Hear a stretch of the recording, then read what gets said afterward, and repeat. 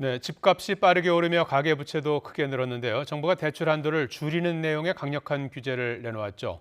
부동산 시장에는 어떤 영향을 미치게 될까요? 한 주 동안의 부동산 소식 조태현 기자가 정리했습니다.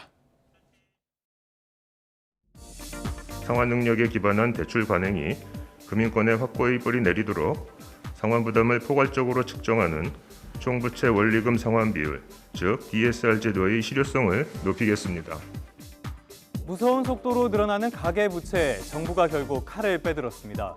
DSR 규제의 확대 도입 시기를 앞당기기로 한 겁니다. 한도를 계산할 때 모든 금융부채를 다 포함하는 만큼 내년 1월부턴 빌릴 수 있는 돈이 대폭 줄어들게 되는데요.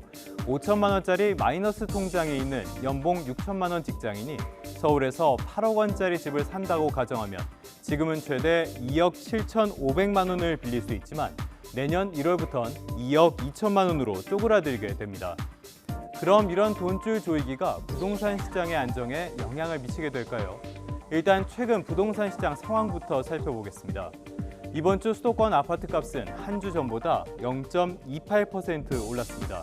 올해 들어서만 15% 가까이 폭등했지만 상승폭 자체는 잦아드는 추세입니다. 전국적인 흐름도 비슷합니다. 강력한 규제로 돈을 빌리기 어려워지면 거래가 줄어들 수밖에 없는 만큼 오름폭이 완만해지는 분위기는 당분간 이어질 것이란 전망이 나옵니다. 금융권으로부터 돈을 빌려서 내 집을 마련하거나 부동산 투자를 하는 수요는 확실하게 줄어듭니다. 그러니까 수요가 감소하면 거래가 감소하고 거래가 감소하면 가격에는 하락 요인으로 작용하게 됩니다. 하지만 전세의 월세화를 부추길 수 있다는 우려도 적지 않습니다. 올해 들어 8월부터 이번 달까지 서울에서 거래된 아파트 임대차 계약에서 월세가 조금이라도 끼어있는 계약의 비중은 40%에 육박하는데요.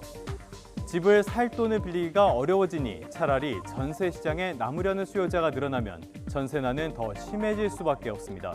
임대차 시장이 급속하게 월세로 재편될 수 있다는 뜻입니다.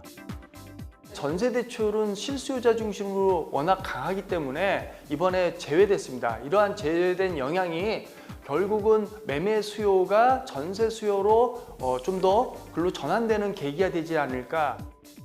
부동산 시장 안정을 위해선 대출 규제도 규제지만 무엇보다 전세난 해소와 공급 확대가 시급한데요. 환영할 만한 소식이 있습니다. 다음 달 전국적으로 6만여 가구가 공급될 전망인데요. 일반 분양 청약은 지난해 같은 달에 3배에 달합니다. 올해 막바지 청약이 공급 부족을 조금이나마 해소할 가뭄의 단비가 될지 주목됩니다. YTN 조태현입니다.